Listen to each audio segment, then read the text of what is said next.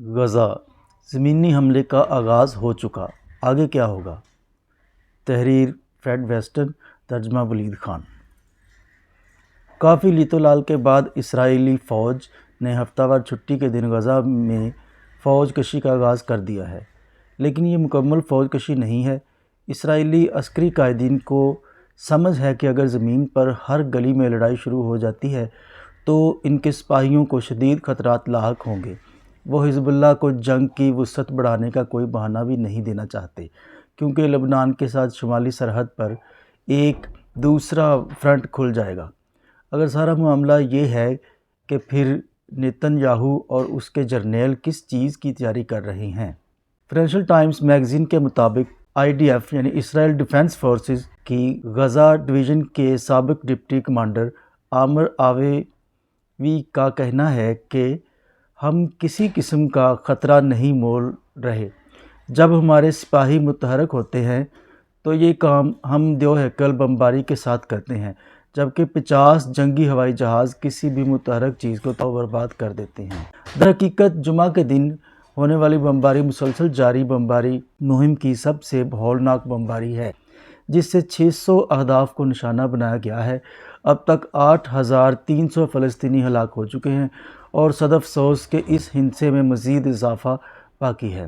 Nitin Yahoo, اس کا وزیر دفاع اور اسرائیل میں موجود کئی اہم سیاسی شخصیات اور تجزیہ کاروں کی زبان انتہائی جنگجوانہ ہے، جس کے ذریعے باور کرایا جاتا ہے کہ اس وقت حالت جنگ مسلط ہے اور انسانی ہمدردی کے تحت وقفہ یا جنگ بندی جیسی فضول باتوں کا وقت نہیں ہے۔ غزہ کی عوام کا کچھ بھی حال ہو، لیکن حماس کو کچلنا اور تباہ و برباد کرنا اولین اور واحد ہدف ہے۔ 29 اکتوبر کو نیتن یاہو نے ایک تقریر میں اعلان کیا کہ جنگ کا دوسرا مرحلہ شروع ہو چکا ہے، جس میں تمہیں یاد ہونا چاہیے کہ ہماری مقدس بائبل کے مطابق عمالیق نے تمہارے ساتھ کیا کیا تھا، اور اس نیک کتاب میں خدا نے قدیم اسرائیلیوں سے کیا کہا تھا۔ ساموئیل اول 15:3 میں لکھا ہے کہ اب جاؤ اور عمالیق کو مارو اور ان کے پاس جو کچھ ہے وہ مکمل تباہ و برباد کر دو، اور انہیں بخشنا نہیں، بلکہ مردوں اور عورتوں، بچوں اور نومولود، بیل اور بکری، اونٹ اور خچر، سب کو قتل کر دو۔ ڈیوٹرونامی 25:19 میں لکھا ہے کہ تم آسمان کے نیچے عمالیق کی یادداشت بھی مٹا دو گے۔ پرانے عہد نامے کی زبان حقیقی معنوں میں نسل کش ہے۔ ان الفاظ کا مطلب ایک قوم کا مکمل خاتمہ ہے۔ عمالیق ایک قدیم قوم تھی جو النقب صحرا کے باشندے اور اسرائیلیوں کے جانی دشمن تھے۔ قدیم یہودیوں کا خدا وہی خدا ہے جسے عیسائی اور مسلمان دونوں آج اپنا خدا تسلیم کرتے ہیں۔ دوسرا گال آگے کر دو اور اپنے ہمسائے سے محبت کرو والا خدا نہیں تھا۔ نہیں، وہ قدیم دنیا کے باقی تمام خداؤں جیسا تھا، ناراض اور بدلے کا پیاسا خدا جو اپنے پیروکاروں کے تمام دشمنوں کے خلاف ہر جنگ میں معاون اور مددگار تھا۔ آج نیتن یاہو یہی الفاظ دہرا رہا ہے۔ یہ خون آشام زبان اسرائیلی سیاست میں اس کی کمزور پوزیشن کو بھی واضح کرتی ہے۔ وہ وزیر اعظم ہے، لیکن یہ بات زبان زد عام ہے کہ اگر 7 اکتوبر سے پہلے انتخابات منعقد ہو جاتے ہیں تو اس کی شکست کے امکانات بہت روشن تھے۔ حملے کے بعد بھی رائے شماریوں کے مطابق نیتن یاہو انتہائی غیر مقبول ہے، اور اسے اتنے بڑے پیمانے پر انٹیلیجنس کی ناکامی پر مورد الزام ٹھہرایا جا رہا ہے، جس کے نتیجے میں حماس کو اسرائیلی سیکیورٹی فورسز حیران کن حملے کا موقع مل گیا تھا۔ اسرائیلی عوام کی باہری اکثریت جنگ بندی کے فوراً بعد نیتن یاہو کا استعفیٰ چاہتی ہے۔ تنقید کا مقابلہ کرنے کے لیے اس نے حکومت اور سیکیورٹی فورسز کی تیاری میں مکمل ناکامی کا سارا الزام دیگر کے سر ڈالنے کی کوشش کی ہے۔ اتوار کے دن اس نے ٹویٹ کیا کہ سیکیورٹی فورسز کے اعلیٰ حکام نے اسے یقین دلایا تھا کہ جہاں تک حماس کا تعلق ہے تو سب کنٹرول میں ہے۔ اس کے خلاف اتنا شدید رد عمل آیا کہ اسے چند گھنٹوں میں ٹویٹ ڈیلیٹ کر کے معافی مانگنا پڑی۔ سب جانتے ہیں کہ PA فلسطینی اتھارٹی کے متوازی حماس کو کھڑا کرنے کی ساری حکمت عملی نیتن یاہو نے بنائی تھی۔ در حقیقت اسرائیل کے سب سے پرانے اخبار ہاریتز نے حال میں نیتن یاہو کو شدید تنقید کا نشانہ بنایا ہے کہ اس نے قطر کے ذریعے حماس کو اربوں ڈالر کی فراہمی پر کچھ نہیں کیا۔ اس کو خبردار کیا گیا تھا کہ یہ ایک خطرناک حکمت عملی ہے، لیکن اس نے کوئی پرواہ نہ کی، کیونکہ اس کے خیال میں فلسطینیوں کو غزہ اور مغربی کنارے کے درمیان تقسیم کیے رکھنے کا یہ بہترین طریقہ کار تھا۔ اس کو یقین تھا کہ اس پالیسی کے ذریعے فلسطینیوں کو کمزور اور منقسم رکھا جا سکتا ہے، جس کے نتیجے میں دو ریاستی حل کا خیال مکمل طور پر ناکارہ ہو جائے گا اور فلسطینی زمینوں پر قبضے کا عمل جاری رہے گا۔ اب یہی پالیسی اس کے لیے وبال جان بن چکی ہے اور وہ ہر ممکن داؤ پیچ لگا کر اپنی وزارت عظمیٰ کو قائم رکھنے کی کوشش کر رہا ہے۔ اپنے آپ کو ایک جنگی قائد بنا کر پیش کرنے کی کوششوں میں تمام جنگجوانہ لفاظی دھمکیوں اور بدمعاشی کی بنیاد یہ ہے، جس میں پرانے عہد نامے کے حوالہ جات اور دشمن قوم کے خاتمے کی باتیں بھی شامل ہیں۔ ایک قوم کو صفحہ ہستی سے مٹانے کی طاقت تو شاید نیتن یاہو کے پاس نہ ہو، لیکن اس وقت یقیناً وہ فلسطینیوں کا تاریخی قتل عام کر رہا ہے۔ یہاں اہم اسرائیلی شخصیات کے خیالات پر نظر دوڑانا ضروری ہے۔ ان میں سے ایک institute for national security studies کا سینئر ایسوسی ایٹ محقق اور اسرائیلی نیشنل سیکیورٹی کونسل کا سابق سربراہ گیورا ایلاند، اور جون 2012 سے جون 2022 کے دوران 13واں اسرائیلی وزیر اعظم اور 2018 سے 2022 تک نیو رائٹ پارٹی کا سربراہ نفتالی بینیت ہے۔ ایلاند نے 12 اکتوبر کو اپنے اعلامیے کے آغاز میں کہا کہ اسرائیل غزہ میں حماس، جو کہ ایک عسکری اور حکمران قوت ہے، کے خاتمے سے کم اور کسی اور ہدف پر اکتفا نہیں کر سکتا۔ اس سے کم کوئی بھی ہدف اسرائیلی ناکامی ہوگی۔ ایک آپشن دیو ہیکل اور پیچیدہ فوج کشی ہے، جس میں وقت اور لاگت کی کوئی قید نہ ہو، جبکہ دوسری آپشن ایسی صورتحال پیدا کرنا ہے جس میں غزہ میں زندگی قائم رکھنا ناممکن بن جائے۔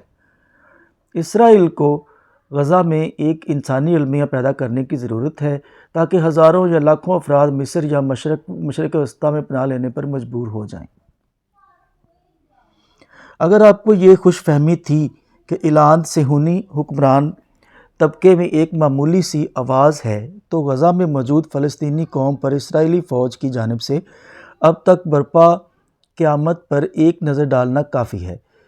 اس کے الفاظ حقیقت کا روپ دھار چکے ہیں۔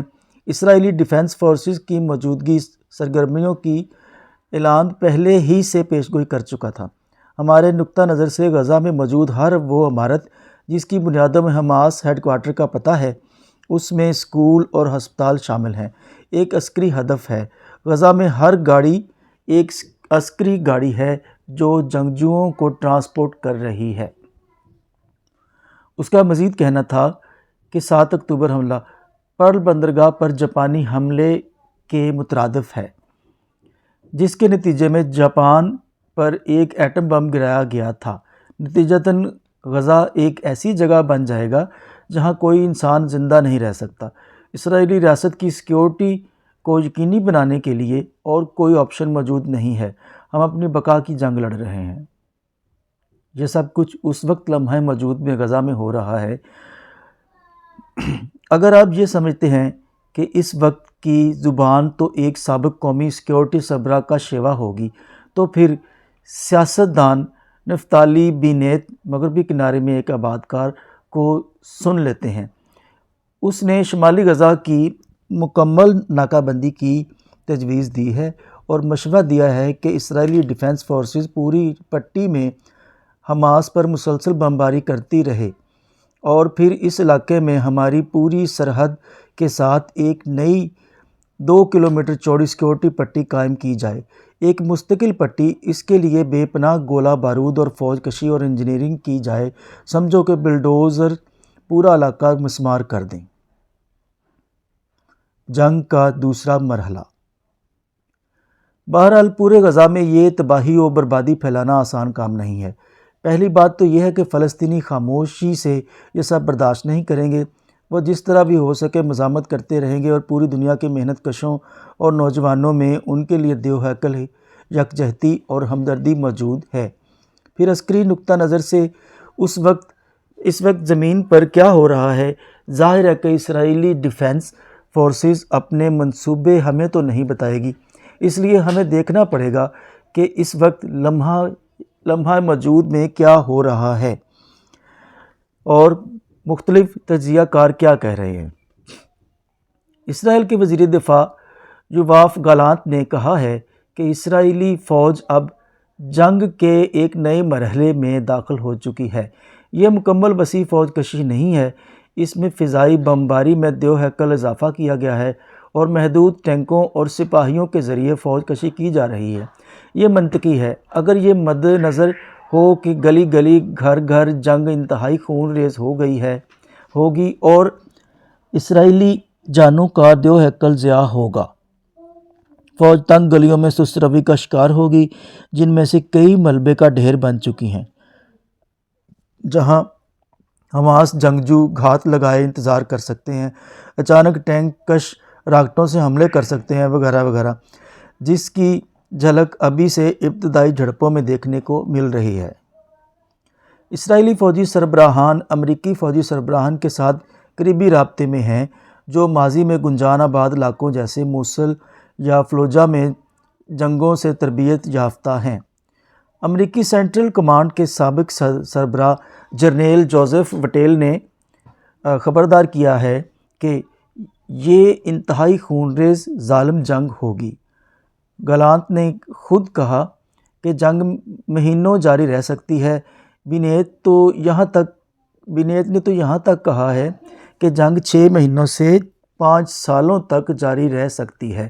بہرحال جنگ کی طوالت جو بھی ہو، ماضی میں غزہ پر فوج کشی کی طرح یہ چند ہفتوں کا برق رفتار آپریشن نہیں ہوگا۔ اسرائیلی فوج کے سامنے 2 راستے ہیں، ایک مکمل فوج کشی یا دوسرا ایک طویل جنگ جو ایک طرح سے غزہ کا محاصرہ ہو۔ وہ پہلے آپشن سے بچنا چاہتے ہیں کیونکہ انہیں اندازہ ہے کہ اس کے نتیجے میں فوری طور پر پورا خطہ جنگ کی لپیٹ میں آ سکتا ہے، جیسے اسرائیل کی شمالی سرحد پر حزب اللہ مکمل طور پر جنگ میں کود سکتی ہے۔ ابھی تک حزب اللہ کم درجے کی جھڑپوں پر ہی اکتفا کر رہی ہے۔ حزب اللہ کوئی سڑک چھاپ ملیشیا نہیں ہے، اس کی افواج شامی خانہ جنگی کی بھٹی میں پک کر تیار ہوئی ہیں۔ اس کے پاس 30,000 سے 50,000 جنگجو اور 1 لاکھ سے زیادہ راکٹ ہیں۔ 2006 میں اسرائیلی ڈیفنس فورسز کو جنوبی لبنان میں برق رفتاری سے گھسنے کی کوشش کے بعد پسپائی اختیار کرنا پڑی تھی۔ شمال سے خطرے کی بنیاد پر تقریباً 1 لاکھ اسرائیلی فوجی لبنانی سرحد پر تعینات ہو چکے ہیں۔ اسرائیلی فوج کی کوشش یہی ہے کہ حالات بس یہیں تک رہیں اور 2 فرنٹ پر جنگ نہ چھڑے۔ حزب اللہ کے علاوہ خطے میں دیگر ایرانی پراکسیوں کی وسیع شمولیت کا حقیقی خطرہ موجود ہے۔ عراق اور شام میں امریکی اڈوں پر حملے ہو رہے ہیں، جس کے بعد امریکہ دونوں ممالک میں ایرانی حمایت یافتہ سمجھی جانے والی ملیشیاؤں کے اڈوں پر جوابی کارروائیاں کرنے پر مجبور ہوا ہے۔ در حقیقت حماس نے خطے میں امریکی اور اسرائیلی اثاثوں پر حملوں کی کال دے رکھی ہے، جن میں امریکی اڈے اور دونوں ممالک سے منسلک تمام اثاثہ جات شامل ہیں۔ عراق، شام اور اردن میں ایسے گروہ موجود ہیں جو براہ راست اسرائیل کے خلاف غزہ میں جنگ لڑنے کے لیے بھی تیار ہوں گے۔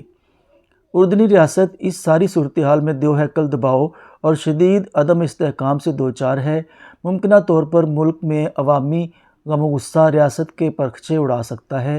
اس کے بعد خطہ مزید عدم استحکام کا شکار ہوگا اور دریائے اردن کے پار ایک دشمن ریاست وجود میں آ جائے گی۔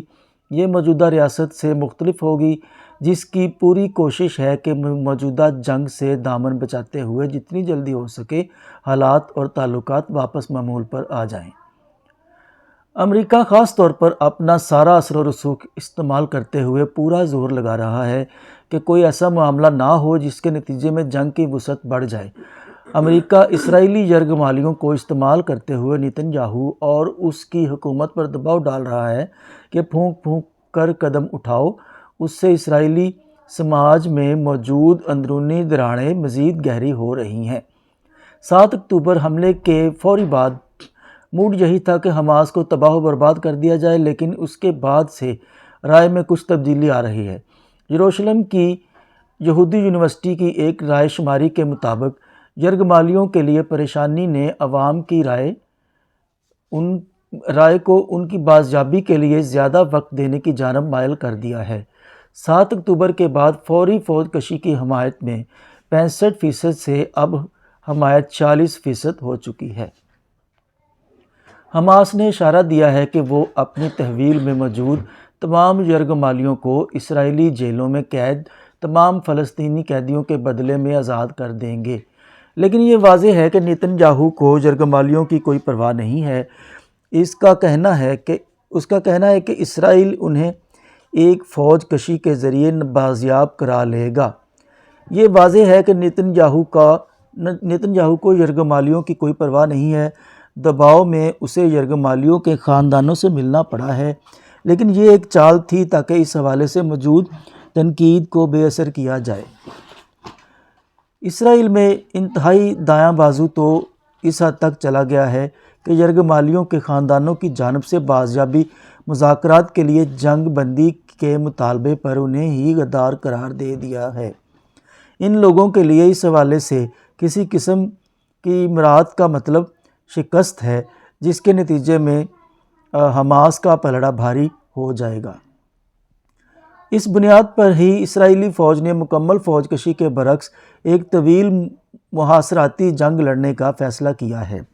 لگتا ہے منصوبے کے مطابق برق رفتار محدود فوج کشی کر کے حماس کے اہداف پر حملہ کیا جائے گا۔ ان کے جنگجوؤں کو باہر نکل کر اپنے اڈے، راکٹ لانچر اور دیگر پوزیشنوں کو افشاں کرنے پر اکسایا جائے گا اور پھر ان پوزیشنوں پر تباہ کن بمباری کی جائے گی۔ مسئلہ یہ ہے کہ حماس جنگجوؤں کو اس وقت حکمت عملی کا پتہ ہے اور وہ حتی الامکان کوشش کر رہے ہیں کہ اپنی کوئی پوزیشن بے نقاب نہ کی جائے۔ یہ سارا عمل انتہائی خونی، ظالم اور طویل ہوگا۔ غزہ شہر تباہ و برباد ہو جائے گا اور بیسیوں ہزاروں اموات ہوں گی۔ غزہ کا مستقبل کیا ہے؟ یہ ایک فوری تناظر ہے، لیکن پھر سوال یہ ہے کہ اس تمام تباہی و بربادی کے بعد اسرائیلی حکومت کے کیا عزائم ہیں؟ سادہ جواب یہ ہے کہ کوئی عزائم نہیں ہے۔ یہاں تک کہ امریکی حکام بھی سخت حیران ہوئے ہیں کہ اس حوالے سے کوئی سوچ بچار موجود نہیں ہے کہ تمام تباہی و بربادی کے بعد کرنا کیا ہے۔ بہرحال غزہ کو کسی نہ کسی نے تو منظم کرنا ہے، اور اس طرح حکمرانی ہونی ہے۔ وہ کون ہوگا؟ اسرائیلی ریاست نے واضح کر دیا ہے کہ اس حوالے سے حماس کو کسی صورت برداشت نہیں کیا جائے گا۔ ان کی ترجیح ہوگی کہ فلسطینی اتھارٹی یہ انتظام اپنے ہاتھوں میں لے، لیکن فلسطینی اتھارٹی کا صدر عباس کہہ چکا ہے کہ وہ اسرائیلی ٹینک پر چڑھ کر غزہ میں داخل نہیں ہوگا۔ وہ پہلے ہی ایک کچے دھاگے سے لٹک رہا ہے، کیونکہ فلسطینی اتھارٹی کی ساکھ مغربی کنارے سمیت تمام فلسطینیوں میں مکمل طور پر مجروح ہو چکی ہے۔ وہ اس طرح سوچ کا متحمل ہو ہی نہیں سکتا کہ وہ اسرائیلیوں کے لیے غزہ چلا رہا ہے۔ اسرائیلی وزیر دفاع گالانت نے واضح کیا ہے کہ اس جنگ کے 4 مراحل ہیں۔ پہلا مرحلہ 3 ہفتوں کی ہولناک بمباری تھا۔ دوسرا مرحلہ جاری ہے، جس میں ہر حماس اڈہ، ہر جنگجو، ہر راکٹ لانچر وغیرہ سب کی مکمل تباہی ہدف ہے۔ ہم پہلے ہی بتا چکے ہیں کہ اس کے لیے ایک طویل وقت درکار ہے اور اس ہدف کے پورے ہونے کے امکانات محدود ہی ہیں، لیکن پھر آگے کیا؟ ٹائمز آف اسرائیل اخبار کے مطابق 29 اکتوبر 2023 کے اخبار کے مطابق فوج ایک تیسرے عبوری مرحلے کی تیاری کر رہی ہے، جس کے دوران اس تباہ حال علاقے کے لیے نئی قیادت تراشی جائے گی، جبکہ مزاحمت کے حصوں کو ختم کیا جائے گا۔ اس کی کم درجہ لڑائی کے بعد ہی گالانت کے مطابق اس کے لیے مہینوں درکار ہیں۔ اسرائیل حتمی مرحلے کی جانب بڑھے گا، یعنی غزہ سے تعلق توڑنا۔ اسرائیلی حکومت کے مطابق اس تعلق توڑنے سے کیا مراد ہے، اس کا گالانت کو بھی نہیں پتہ۔ اسی مضمون میں لکھا ہے کہ وزیر دفاع نے اس وضاحت کے بعد کہ غزہ کو اسرائیل یا حماس دونوں جنگ کے بعد کنٹرول نہیں کریں گے، کوئی وضاحت نہیں کی کہ تعلق توڑنا کیا ہوگا۔ گالانت کا کہنا ہے کہ بعد میں جو کچھ ہوگا بہتر ہوگا، وہ کچھ بھی ہو۔ اگر گالانت کو نہیں معلوم کہ جنگ کے بعد کیا کرنا ہے تو پھر ہم نفتالی بینیت سے رجوع کرتے ہیں اور دیکھتے ہیں کہ اگر یہ ہمیں ریاستی سمجھ بوجھ سے آشنا کروا سکے۔ یہاں ہمیں نہیں بھولنا چاہیے کہ یہ شخص پچھلے سال تک اسرائیل کا سربراہ تھا۔ فی الحال وہ کہہ رہا ہے کہ قلیل مدت کے لیے غزہ کے تمام رہائشیوں کو جنوب چلے جانا چاہیے، اگرچہ وہاں بھی مسلسل بمباری ہو رہی ہے، یا پھر غزہ پٹی سے مکمل طور پر نکل جانا چاہیے اور کسی اور ملک میں تارکین وطن بن جانا چاہیے۔ اس کا مطلب یہ ہے کہ دیو ہیکل پیمانے پر حقیقی نسل کشی کی دھمکی دی جا رہی ہے، جس سے 1948 کے نکبہ اور 7,50,000 فلسطینیوں کی اپنے گھروں، گاؤں اور قصبوں سے بے دخلی کی یاد تازہ ہو جائے گی۔ بینیت کو اس الزام کا اچھی طرح پتہ ہے اور وہ اس کے لیے مشورہ دے رہا ہے کہ یہ کام عارضی ہوگا، اور ایک مرتبہ جب غزہ شہر مکمل طور پر تباہ و برباد ہو جائے گا تو پھر فلسطینیوں کو واپس آنے کی اجازت ہوگی۔ پھر اسرائیل غزہ میں رہنے والے فلسطینیوں سے اپنی جان چھڑا لے گا، اسے پانی اور بجلی سپلائی کرنے کی ضرورت نہیں رہے گی، اس کھڈے سے تجارت ختم ہو جائے گی اور اسے ہر طرح سے کاٹ کر تنہا کر دیا جائے گا۔ یہ جنگ کا چوتھا اور آخری مرحلہ ہوگا جو گالانت کے مطابق غزہ پٹی میں انسانی جان کے حوالے سے اسرائیلی ذمہ داری کو ختم کر دے گا اور اسرائیل کی عوام کے لیے ایک نئی سیکیورٹی حقیقت بن جائے گی۔ ہم پہلے بیان کر چکے ہیں کہ اس کے لیے ایک 2 کلومیٹر کی پٹی بنانے کی تیاری بھی ہو رہی ہے، جو غزہ میں اسرائیلی سرحد کے ساتھ ایک قسم کا بفر ہوگا۔ ایک جنگ جو کئی جنگوں کو جنم دے گی۔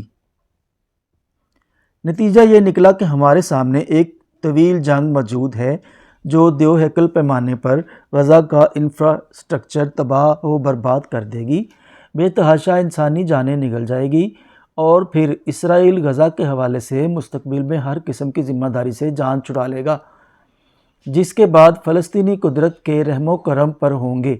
اگر اسرائیل کے موجودہ حکمران واقعی یہ سمجھتے ہیں کہ یہ کسی قسم کا حل ہے تو وہ احمقوں کی جنت میں رہتے ہیں۔ سنجیدہ تجزیہ کار بارہا نشاندہی کر رہے ہیں کہ حماس کو تباہ و برباد نہیں کیا جا سکتا۔ ہاں، ان کے کئی جنگجو مارے جائیں گے، کئی اڈے تباہ ہو جائیں گے اور ان کی قیادت کو بھی نشانہ بنایا جا سکتا ہے۔ مسئلہ یہ ہے کہ قیادت کا ایک حصہ اور اس کی حمایت غزہ میں نہیں ہے بلکہ اس سے باہر ہے۔ غزہ شہر کو مسمار کرنے کا مطلب یہ ہوگا کہ حماس اور اس کے جنگجوؤں کے ایک حصے نے پٹی کے جنوب میں بھی اڈے تیار کیے ہوئے ہوں گے، جس کا مطلب ہے کہ اسرائیلی فوج کو جنوب میں بھی شدید بمباری کرتے ہوئے جنگ کو جاری رکھنا پڑے گا۔ یہ دیوانے کا خواب ہے کہ ان حالات میں غزہ کی عوام اسرائیل کی منشا کے مطابق باہر سے کوئی مسلط کردہ انتظام قبول کر لے گی۔ اسرائیلی فوج کشی ایک حقیقت کو یقینی بنائے گی، اور وہ یہ کہ فلسطینیوں کی ایک پوری نئی نسل میں غم و غصہ بارود کی مانند بھر جائے گا۔ اس جنگ میں ہر حماس جنگجو کی موت پر 10 نوجوان اس کی گری ہوئی بندوق اٹھانے کو تیار ہوں گے۔ فلسطینیوں اور اسرائیلیوں کے درمیان مزید خون ریز جنگوں کی زمین مزید زرخیز ہوگی۔ مغربی سامراجیوں کو اس حقیقت کا بخوبی علم ہے، لیکن وہ انتہائی کمزور پوزیشن پر ہیں۔ سب سے اہم بات یہ ہے کہ اس ساری صورتحال میں امریکہ کی پوزیشن بہت زیادہ کمزور ہو گئی ہے۔ انسانی تاریخ کی طاقتور ترین سامراجی قوم، جس کی دیو ہیکل فوجی قوت ہے اور پوری دنیا میں 80 سے زیادہ ممالک میں 700 سے زائد فوجی اڈے موجود ہیں، اس صورتحال کو کنٹرول کرنے سے قاصر ہے۔ یہ نتن یاہو کو مشورہ دینے سے دینے سے زیادہ زیادتی نہ کرنے پر خبردار کرنے اور کسی بھی پر پرخطر فیصلے سے پہلے سوچ بچار کی تلقین کرنے تک محدود ہے۔ امریکی سامراج کا تاریخی خسی پن اقوام متحدہ میں ہونے والے تماشوں سے بھی واضح ہو چکا ہے۔ سیکیورٹی کونسل میں روسی، برازیلی اور امریکی قراردادیں پیش کرتے ہیں، یہ فوراً مسترد ہو جاتی ہیں اور پوری دنیا کے سامنے یہ بانجھ پن مزید واضح ہوتا چلا جاتا ہے۔ لیکن حال میں ایک غیر پابند نان بائنڈنگ قرارداد جنرل اسمبلی میں منظور ہوئی ہے، جس میں غزہ میں انسانی بنیادوں پر جنگ بندی کا مطالبہ کیا گیا ہے۔ اس کو عرب ممالک نے پیش کیا ہے اور قرارداد 120 حق میں اور 14 مخالفت میں ووٹوں کے ساتھ منظور ہو گئی ہے، جبکہ 45 ممالک نے ووٹ نہیں دیا۔ اگرچہ اس کے فوری عملی نتائج تو کچھ بھی نہیں ہیں، لیکن اس سے اندازہ ہوتا ہے کہ امریکہ اور اس کے اتحادی کتنے تنہا ہو چکے ہیں۔ اس وقت بڑی سامراجی قوتوں میں طاقتوں کا توازن کیا ہے؟ امریکہ اور اسرائیل کی حمایت میں متفقوں کا اتحاد آسٹریا ہنگری، مارشل جزائر اور ٹونگا جیسے 12 سڑک چھاپ پہلوانوں سے بنا ہوا ہے۔ اس بنیاد پر بائیڈن طوطے کی طرح غزہ کو انسانی ہمدردی کی بنیاد پر امداد دینے کی رٹ لگانے پر مجبور ہے، اگرچہ وہ مسلسل اسرائیلی ریاست کی پشت پناہی کر رہا ہے۔ اس نے یہ دور کی کوڑی بھی لائی ہے کہ ایک مرتبہ جب جنگ ختم ہو جائے گی تو ایک سیاسی عسکری کے برعکس حل تلاش کیا جائے گا اور 2 ریاستی حل پر غور و فکر کیا جائے گا۔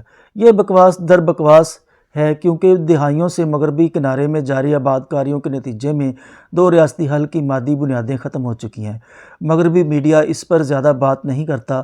جنوبی اسرائیل پر حماس حملے سے پہلے اسرائیلی ڈیفنس فورسز مغربی کنارے میں اپنے عسکری آپریشن مرکوز کر رہی تھی۔ کیا وجہ تھی؟ اس لیے کہ فلسطینی زمینوں پر آباد کاروں کی مسلسل جارحیت کو تحفظ فراہم کرنا تھا۔ اس موسم گرما تک 200 فلسطینیوں کو اسرائیلی فوجی اور آباد کار قتل کر چکے تھے۔ ان میں سے اکثریت مغربی کنارے کی رہائشی تھی۔ یہ مسلسل آباد کاری کے منظم اور منصوبہ بند عمل کا حصہ تھا، جس کا نتیجہ یہ نکلا کہ مغربی کنارے میں فلسطینی اپنی ہی زمینوں پر کام کرتے ہوئے اپنی جانوں کے لیے خوفزدہ ہیں۔ اپنی ہی زمینوں پر زیتون کاشت کرنا موت کا پروانہ بن چکا ہے۔ جون میں نتن یاہو حکومت نے مغربی کنارے میں آباد کاروں کے لیے ہزاروں نئی رہائشوں کی فوری منظوری دی تھی۔ یہ سب کچھ اکتوبر میں حماس حملے سے پہلے ہو رہا تھا۔ اس واقعے کے بعد پیدا ہونے والی صورتحال کا فائدہ اٹھاتے ہوئے مسلح آباد کاروں نے اسرائیلی ڈیفنس فورسز کی مکمل حمایت کے ساتھ اپنی سرگرمیوں کو تیز تر کر دیا ہے۔ اس کے نتیجے میں مغربی کنارے پر 100 سے زائد فلسطینی قتل ہو چکے ہیں۔ غیر قانونی آباد کاریوں کا پروگرام سست رو ہونے کی بجائے تیز تر ہو گیا ہے۔ یہ حقیقت ہے کہ آج کوئی ایک ٹھوس ملحقہ فلسطینی علاقہ موجود نہیں ہے، اس لیے بائیڈن جس سیاسی حل کی بات کر رہا ہے وہ اپنا وجود ہی نہیں رکھتا۔ نتن یاہو اور پورا صہیونی حکمران طبقہ امریکی پشت پناہی کے ساتھ فلسطینیوں کو درپیش بھیانک صورتحال کی مسلسل تیاری کر رہا ہے۔ اس جرم میں برطانیہ سے لے کر فرانس تک اور جرمنی تک تمام مغربی سامراجی ممالک اور تمام چھوٹی قوتیں شامل ہیں، جو اب قطار بن کر اسرائیل کے حق کے دفاع کے پیچھے کھڑی ہیں۔ غزہ میں جاری جنگ جیسے حالات کو دیکھتے ہوئے مارکس وادی کبھی بھی اس گھٹیا بحث کا حصہ نہیں بنتے کہ کس نے آغاز کیا۔ ہم 7 اکتوبر سے پہلے 75 سالوں سے جاری ہولناک اور ظالمانہ قبضے کو نظر انداز نہیں کریں گے اور صہیونی اور سامراجی چیخو پکار میں شامل ہو کر حماس کو مکمل مورد الزام نہیں ٹھہرائیں گے۔ اس سوچ کے منطق ہی یہ نکلتی ہے کہ غزہ کی عوام کو موجودہ تباہی و بربادی کا ذمہ دار بنا دیا جائے، یعنی مظلوم کو ہی مجرم بنا دیا جائے۔ یہ جنگ اس پالیسی کا تسلسل ہے جس کی بنیادیں 1948 میں اسرائیل کے قیام میں پیوست ہیں، جب 7,50,000 فلسطینیوں کی نسل کشی کرتے ہوئے انہیں اپنے ہی ملک سے ملک بدر کر دیا گیا تھا۔ اس تاریخی جنگ میں فلسطینی عوام سے ایک ملک چھین لیا گیا اور وہ مسلسل اپنی زمینوں کی مزید چھینا جھپٹی کے خلاف جدوجہد کر رہے ہیں۔ آج فلسطینی عوام کو جس طرح نکبہ یاد دلایا جا رہا ہے اس کی مثال نہیں ملتی۔ صہیونی حکمران طبقہ یہ حقیقت بھی نہیں چھپا رہا کہ وہ مغربی کنارے کی آباد کاری کے حامی ہیں۔ وہ 7 اکتوبر سے پہلے اس پالیسی پر کاربند تھے اور اب انہوں نے اسے مزید تیز تر کر دیا ہے، جبکہ 7 لاکھ سے زائد یہودی آباد کار اس وقت مغربی کنارے، مشرقی یروشلم اور گولان بائٹس مقبوضہ شامی علاقہ میں موجود ہیں۔ یہ سب جنگ اس لیے ہو رہی ہے کہ فلسطینی قوم کو مسلسل قتل و غارت، پریشان، اپنی زمینوں سے بے دخل کیا جا رہا ہے اور غزہ میں ایک دیوہکل کھلے آسمان زندان میں بند کر کے مایوس و مجبور کیا جا رہا ہے۔ کمیونسٹوں کو یہ تمام سچائی بیان کرنی چاہیے۔ انہیں اپنی تمام قوتیں، تمام توانائی اور محدود وسائل کو استعمال کرتے ہوئے ہر جگہ حکمران طبقے کے پراپیگنڈے کا مقابلہ کرنا چاہیے، لیکن اس پراپیگنڈے کا مقابلہ کرنا کافی نہیں، جیسے جنگ بندی کا مطالبہ کرنا کافی نہیں۔ اسرائیلی اور اس کے سامراجی حامی ویسے بھی کسی قسم کی جنگ بندی کے لیے تیار نہیں ہیں۔ اس میں مضحکہ خیز اور ذلت آمیز انسانی بنیادوں پر وقفہ بھی شامل ہے، جس کا غلیظ اصلاح پسند اور سامراجیوں کا ایک حصہ مطالبہ کر رہا ہے کہ غزہ میں کچھ امداد بھیجی جائے، جس کے فوری بعد آگ و خون کا کھلواڑ دوبارہ شروع کیا جائے گا۔ ہم کمیونسٹ اسی صورتحال کی بحالی کی جدوجہد نہیں کر رہے جس نے غزہ کی موجودہ تباہی و بربادی اور ہزاروں جانوں کی قربانی کی بنیاد رکھی ہے۔ ہمیں تفصیلی بیان کرنا ہے کہ فلسطینی عوام کی تباہی و بربادی کی بنیاد سرمایہ داری ہے۔ یہ نظام اپنے بحران میں مسلسل جنگوں کو جنم دے رہا ہے، جس میں یوکرین اور یمن کی جنگیں شامل ہیں۔ یہ ایک ایسے نظام کا نتیجہ ہے جسے عرصہ دراز پہلے دفن ہو جانا چاہیے تھا۔ مشرق وسطیٰ کی عوام فطری طور پر فلسطینی قوم سے ہمدردی رکھتے ہیں اور ان میں سے کئی ان کے حقوق کی جدوجہد کرنے کے لیے تیار ہیں، لیکن قاہرہ سے لے کر ریاض تک خطے کا تمام حکمران طبقہ اور دیگر ایک آزاد فلسطین کے جدوجہد میں کوئی دلچسپی نہیں رکھتے۔ وہ اپنی عوام پر ظلم ڈھا رہے ہیں اور خوفزدہ ہیں کہ فلسطین کی حمایت میں اس جنگ میں شمولیت اپنے ہی گھر میں بغاوت کی آگ بھڑکا دے گی، جس کے بعد ان کی طاقت اور مراعات خطرے میں پڑ جائیں گی۔ عرب دنیا میں جس طرح فلسطین کی یکجہتی میں دیوہکل مظاہرے ہو رہے ہیں، یہ خوف حقیقی ہے۔